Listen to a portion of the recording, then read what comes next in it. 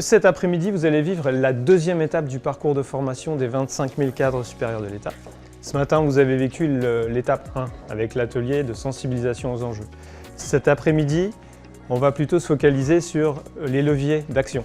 Comment on va commencer à agir de manière efficace. Nous sommes à Angers pour l'atelier numéro 2 de transition écologique. Cet atelier consiste à identifier les leviers d'action finalement à notre disposition pour agir de manière efficace dans ce vaste sujet qu'est la transition écologique. Donc là, le principe, c'est que les participants à cet atelier vont à la fois prendre conscience d'un certain nombre de constats, d'ordre de grandeur, et vont apprendre à manipuler ces ordres de grandeur pour trouver des actions concrètes, opérationnelles, qui vont s'appliquer dans leur contexte personnel, professionnel.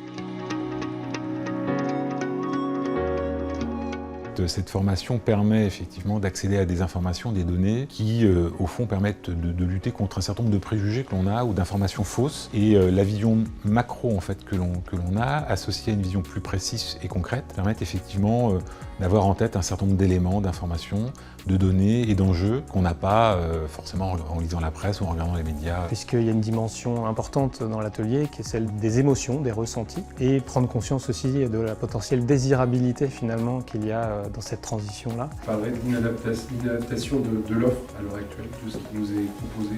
C'est le sentiment de ne pas trouver une réponse directe. Alors si je le traduis en émission, ça me va si je mets frustration. Alors c'était formidable émotionnellement parce qu'on est parti d'un constat un peu catastrophique et on passe par plusieurs émotions et puis surtout on apprend beaucoup de choses, très instructives, très pédagogiques. C'est très inclusif comme formation et je recommande.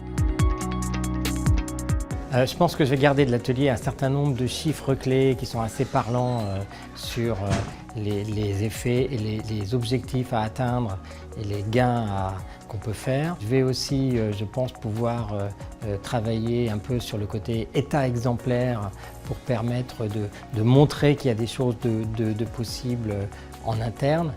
Nous, on est la deuxième phase du plan de formation des cadres supérieurs de l'État. On espère bien que cette deuxième phase, elle va permettre de construire la cinquième phase, qui est justement l'élaboration d'un plan d'action très opérationnel pour l'État.